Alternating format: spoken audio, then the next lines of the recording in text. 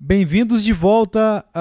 Na nossa última lição, nós estudamos Provérbios capítulo 3 e a gente estava no versículo 11, falávamos a respeito da disciplina bíblica. Eu vou ler o texto de novo e depois nós vamos para o capítulo 12 de Hebreus e nós vamos ver lá no Novo Testamento a aplicação disso. Capítulo 3, versículo 11. Filho meu, não rejeites a disciplina do Senhor, nem te enfades da sua repreensão, porque o Senhor repreende a quem ama, assim como o pai ao filho a quem quer o bem.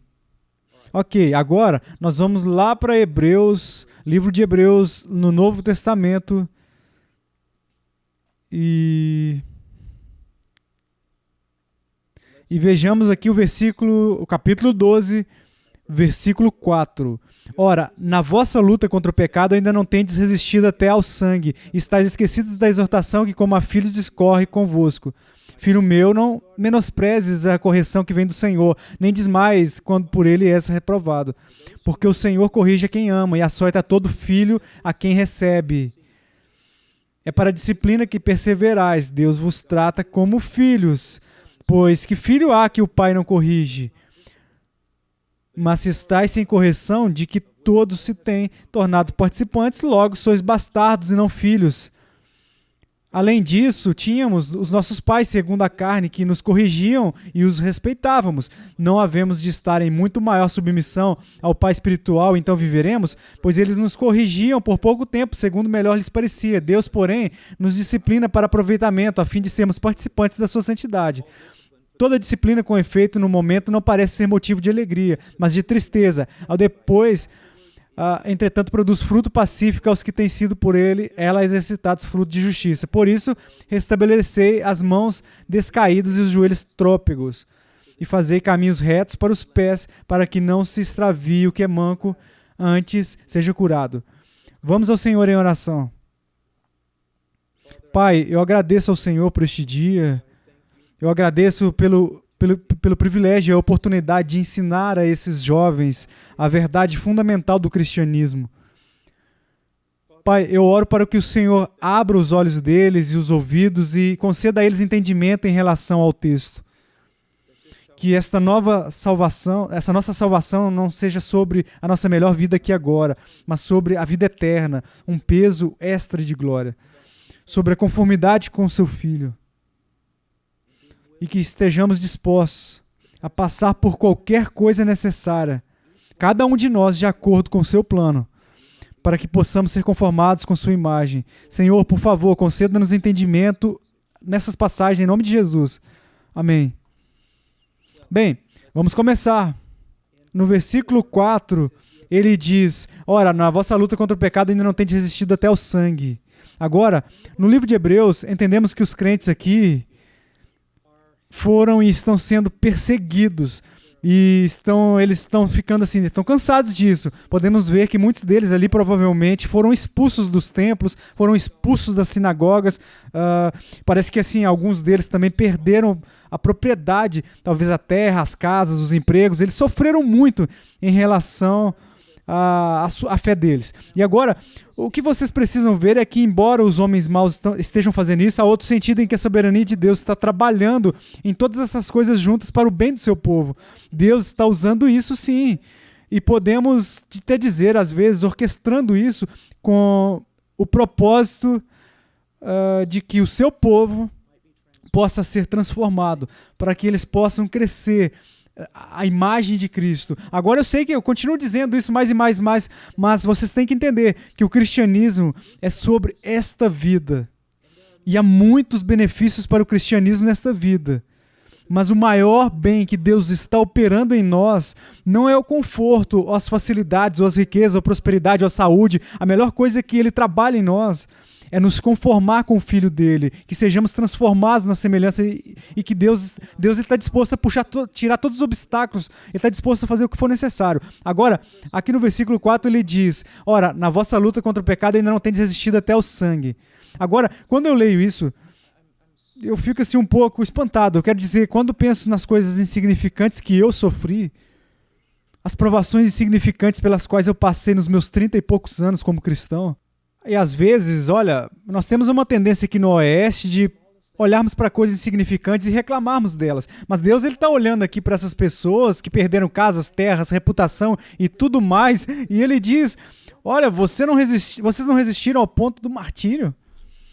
Quero dizer, eu preciso que vocês entendam aqui, jovens, aqui na Hot Cry, nós lidamos com pessoas assim, constantemente, que elas já foram perseguidas em outros países, que foram presos, alguns desapareceram, sofreram agressão física, foram separados dos filhos, tantas coisas diferentes. Então, quando você e eu reclamamos que as provações são muito difíceis, talvez precisemos ouvir isso tudo aqui, ó, a resistir ao ponto de derramar sangue e lutar contra o pecado. Também vemos algo muito importante aqui, devemos lutar contra o pecado.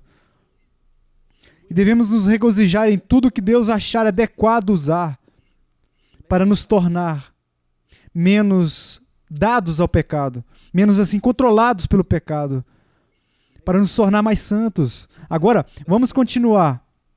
Ele diz, e estáis esquecidos da exortação que como filhos discorre convosco.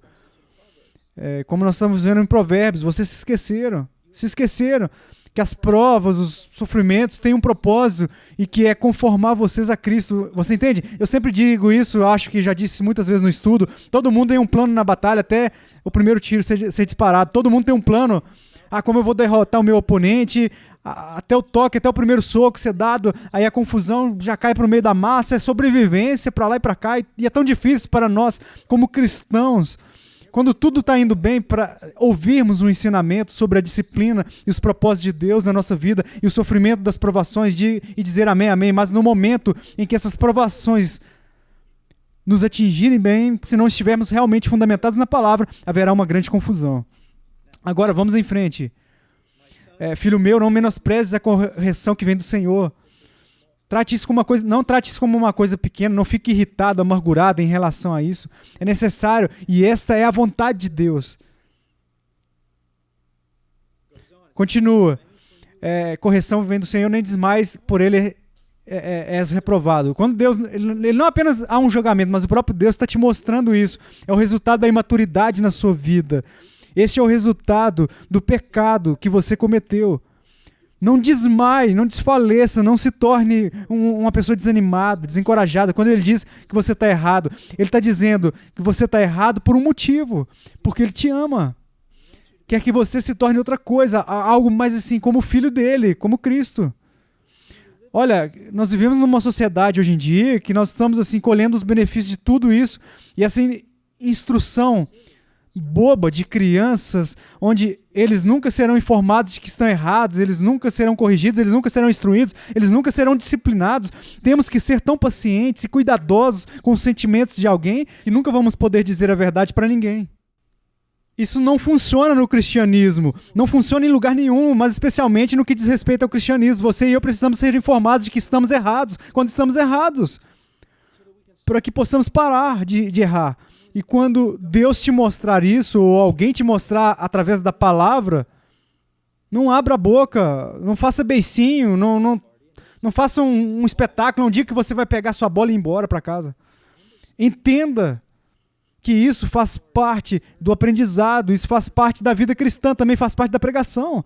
E se você está numa igreja onde o pregador nunca aponta o pecado, que ele nunca expõe o pecado, você nunca se encontra sendo reprovado ou repreendido ou corrigido no púlpito, você provavelmente não está em um bom lugar.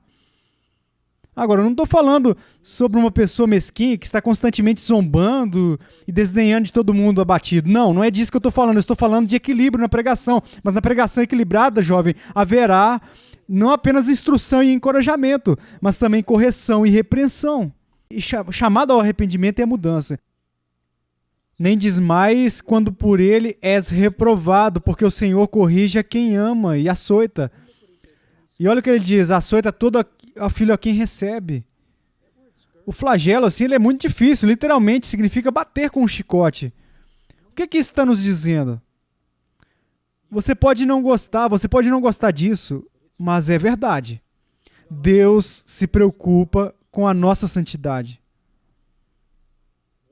Ele faz isso para o nosso bem e ele vai arrancar todas as barreiras. Ele vai ser paciente conosco, ele vai sempre assim, nos amar em tudo que ele faz é por seu povo, é por amor. Mas há momentos em que os cristãos eles podem andar assim tão perto do perigo, podem se colocar em tal perigo ou podem fazer coisas que são tão danosas que Deus ele vai vir com disciplina severa. Disciplina severa. Mas, de novo, não é uma punição por punição. É disciplina em prol da redenção, para nos redimir, para nos mudar, para nos conformar a Cristo, para nos proteger. Para nos proteger de todo o mal e de todo o caminho mal, para a salvação das nossas almas. Mas, por favor, entendam que Deus ele está trabalhando e, às vezes, Ele vai trabalhar de maneiras incríveis para nos mudar. Para mudar. Agora, quero que vocês vejam algo que é muito, muito importante. Uma das maiores demonstrações do amor de Deus é que Ele vai se preocupar com a sua vida e não vai deixar você seguir o seu próprio caminho. Ele conhece o caminho dos justos, Ele está intimamente envolvido no jeito como o justo anda, na liderança, no ensino, na orientação, na correção, na disciplina. Agora, eu quero falar um pouco sobre disciplina, porque eu quero que vocês entendam os dois lados disso. Número 1, quando nós somos disciplinados, pode ser por causa do pecado, pode ser por causa da imaturidade, e nós precisamos. Mas a disciplina nem sempre é por causa de alguma rebelião ou desobediência, ou pecado, em nome do Filho de Deus. A disciplina pode ser simplesmente porque Deus quer nos levar a um outro nível. De fato, alguns dos maiores religiosos que já passaram no planeta foram aqueles que sofreram a maior forma de disciplina.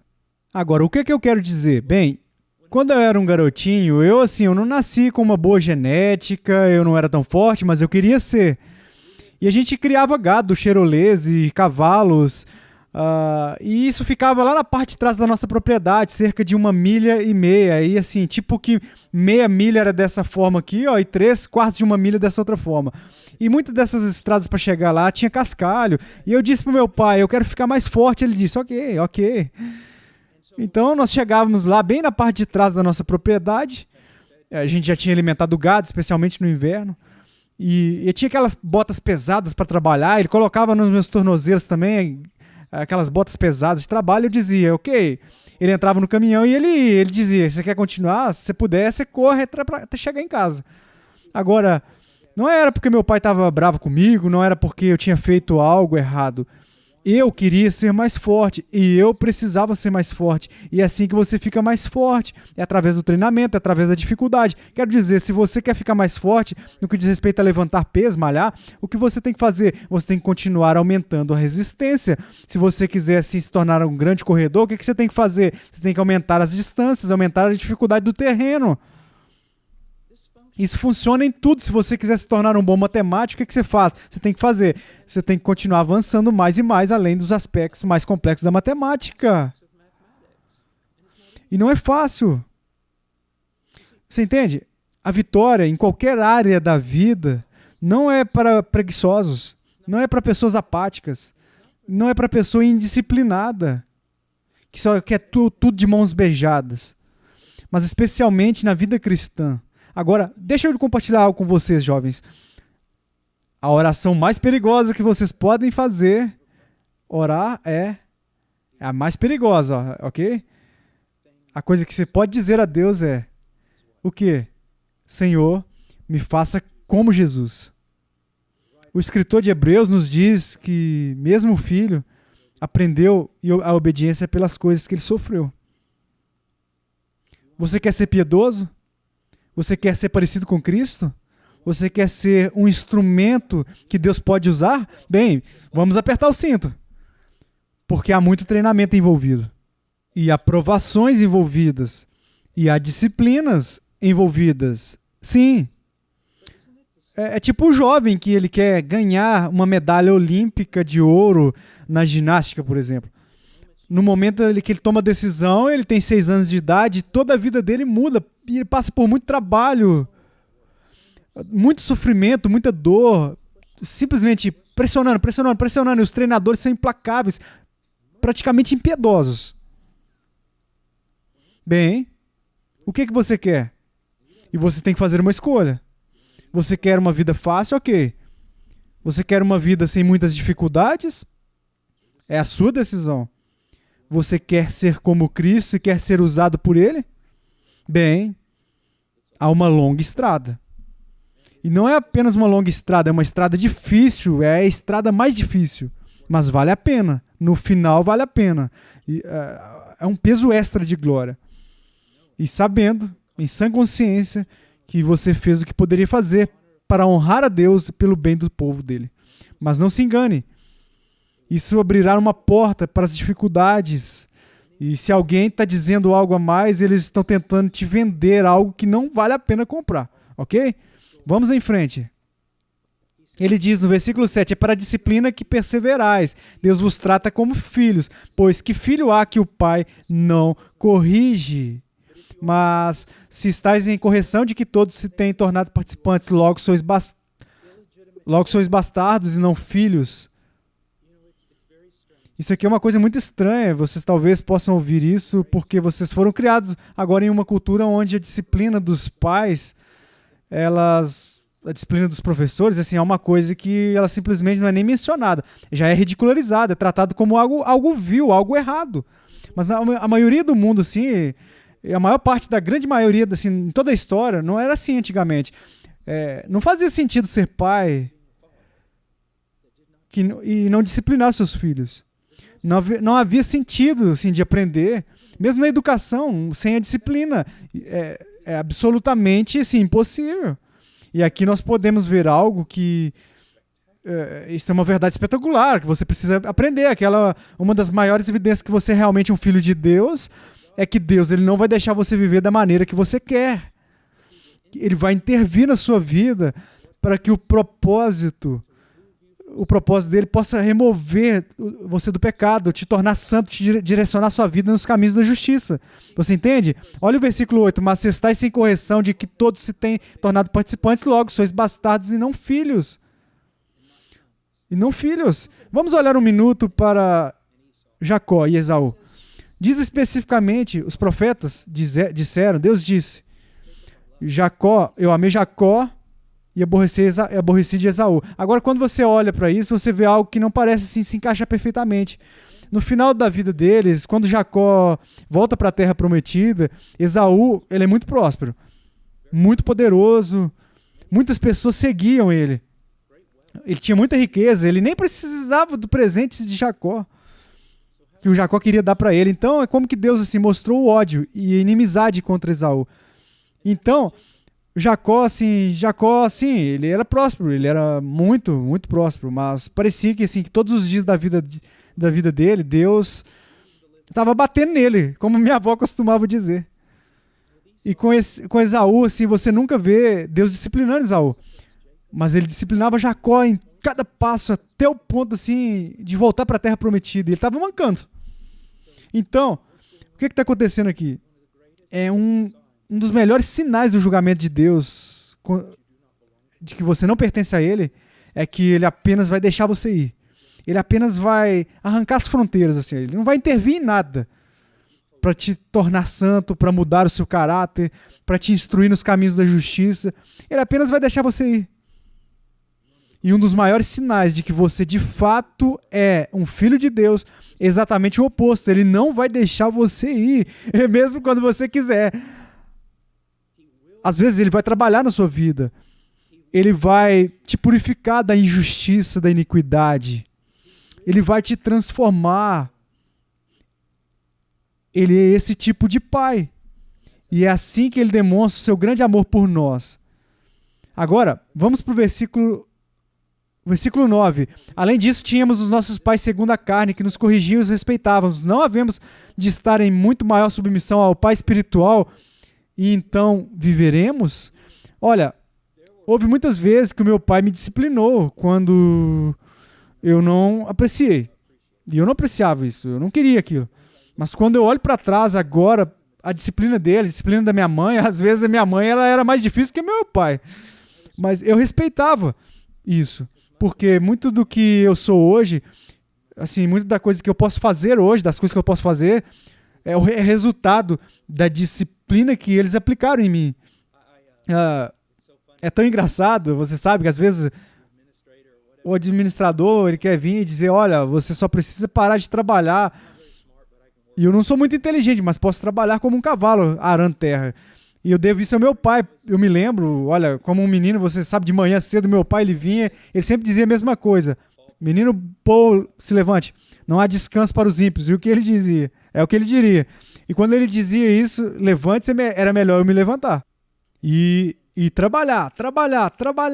E se eu não quisesse trabalhar, eu tinha que ficar sem trabalho, mas também não brincava. Mas o quanto isso me impactou e mudou a minha vida, minha mãe em relação ao meu caráter, e tudo assim que eles investiram em mim. E quando eles me diziam não, e quando eu desobedecia, e havia punição, com razão. Isso me mudou, me transformou, me moldou. Então, eu os respeito por isso. Então, quanto mais eu devo respeitar a Deus, porque, pense sobre isso, o Deus do universo de fato se preocupa o suficiente para estar envolvido na minha vida, intervir para me transformar em algo maior. Não é uma coisa incrível? Isso é um privilégio. O fato é que quando ele me disciplina, ele não é como a minha mãe e meu pai, ele vê tudo perfeitamente. Ele sabe exatamente o que precisa ser feito. Ele nunca comete um erro, ele nunca julga mal, ele nunca disciplina muito pouco, ele nunca disciplina demais, é sempre perfeito. Então eu deveria respeitá-lo. E se eu respeito meus pais terrenos por isso, quanto mais eu devo respeitar a Deus, que é perfeito em todos os seus caminhos. Então continuamos, ele diz no versículo 10, pois eles nos corrigiam por pouco tempo, segundo melhor lhes parecia. Deus, porém, nos disciplina para aproveitamento, a fim de sermos participantes da sua santidade. Olha, a disciplina dos meus pais teve um impacto neste mundo. Eles estiveram comigo por um tempo. E isso tem um impacto sobre este mundo. Deus estará assim comigo para sempre, me disciplinando. Ele estará praticando isso. Agora, na minha vida, terá um impacto sobre a eternidade. Após a eternidade. E por que ele disciplina nós? Não só para a sua glória, mas para o nosso bem. E qual é o nosso bem? Qual que é? Sua melhor vida agora? Facilidade, conforto, prosperidade, riqueza, o acúmulo de coisas? Não. Uma coisa muito maior. Veja o que é. Ele diz, nos disciplina para aproveitamento, a fim de sermos participantes da sua santidade. Participantes da sua santidade é basicamente sinônimo do que nós temos lá em Romanos 8, para nos conformar à imagem do seu Filho, o primogênito entre muitos irmãos. Depois de salvar, a obra primária de Deus, o seu objetivo é transformar, mudar você, é mudar você. E, pelo que vemos nas Escrituras e pelo que alguns de nós, velhos santos, podemos testemunhar em nossas próprias vidas, ele não vai parar por nada. Ele é implacável. Ele é implacável. Como diz aqui em cima, ele disciplina todos os filhos a quem ele recebe, mesmo açoitando, a ponto de derramar sangue. Ele fará tudo o que for necessário para nos mudar. E você sabe o que é incrível? Ele sabe exatamente o que o Paul Washer precisa. As provações que eu preciso passar não são necessariamente as provações que você precisa atravessar e vice-versa. Ele sabe exatamente o que cada um de nós precisa individualmente para que nós possamos ser conformados com a imagem do seu Filho, que é um pensamento reconfortante, não é? E ele está fazendo isso para o nosso bem, para a nossa santidade. Santidade, piedade traz benefícios não apenas nessa vida, de acordo com as Escrituras, mas na vida por vir. Agora, versículo 11. Toda disciplina com efeito no momento não parece ser motivo de alegria, mas de tristeza. Isso é tão verdadeiro. Isso é tão verdade. E eu tenho que trabalhar assim muito na França, e o que de fato é engraçado é que quando eu era um garotinho, eu tive que estudar francês no primário, e eu era um garoto assim de fato rebelde, por isso eu não passei muito tempo aprendendo francês, passei a maior parte do tempo no corredor. E o professor me disciplinando, que foi assim, ele tinha um remo assim deste comprimento, ele fazia buraco através dele pro ar escapar assim, eles me esgotavam, e E eu me cansava disso, eu me cansava um pouco. Nunca foi assim algo que me alegrava. Era triste, mas era o que eu precisava. É o que eu precisava. É o que eu de fato precisava. Ok? Então, não é algo feliz assim no início, não é bom, mas corrige você. E os resultados sim podem ser alegres. Olha, ontem eu estava ali fora no quintal, eu estava fazendo exercícios com... Ontem era dia de malhar a perna, é sempre tão difícil, então eu estava lá no quintal e eu estava fazendo assim movimentos repetidas vezes. E minha esposa, ela olhou para mim e disse: você tem quase 60 anos, quando que você vai desistir disso? Mas, você entende? É doloroso, de fato é doloroso, mas especialmente com o joelho substituído e tudo mais, mas é necessário. Os resultados valem a pena. Isso significa que talvez eu vá viver mais, talvez eu possa trabalhar mais, talvez a minha cabeça esteja mais clara. Então você faz esse tipo de coisa que não são necessariamente alegres naquele momento, mas que te beneficiam. E essa é uma das coisas que os jovens me assustam. Até mesmo nos videogames, que não são violentos ou imorais. É que há um tipo assim de gratificação imediata. Você simplesmente entrou naquele mundo e você já pode simplesmente fazer isso. Não há suor, não há curva de aprendizado, não há disciplina, você constrói coisas, você faz coisas, mas isso não é realidade. Na realidade, há disciplina, há treinamento, há correção, há consequências, e nisso encontramos alegria, porque se torna algo diferente do que nós éramos. Então, ele diz que a disciplina, assim, no momento parece não trazer alegria, mas trazer tristeza. E depois produz fruto pacífico aos que têm sido por eles exercitados. Aqui está outra coisa que é muito importante. O treinamento, exceto talvez nessa geração, o treinamento, assim, a aprendizagem, sempre envolve disciplina. Sempre. Sempre. Agora vamos em frente. Ele diz: produz fruto pacífico aos que têm sido por ela exercitados, fruto de justiça. Então, o que Deus está fazendo? Bem, eu não sei exatamente o que Ele está fazendo na sua vida, mas eu sei que você é um cristão e Ele salvou você 100% pela graça, pelo sangue do Filho dele, pela morte e ressurreição do Filho dele. E você é salvo pela fé.